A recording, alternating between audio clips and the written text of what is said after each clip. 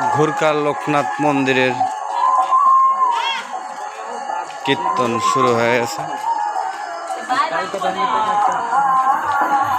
দর্শক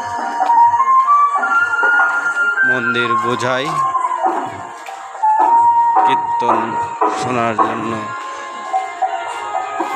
প্রচুর ভিড়।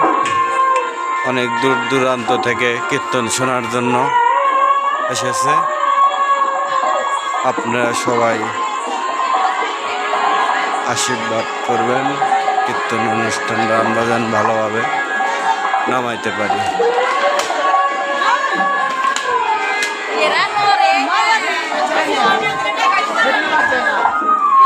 অনেক দোকান বসছে, দেখেন দূর দূরান্ত থেকে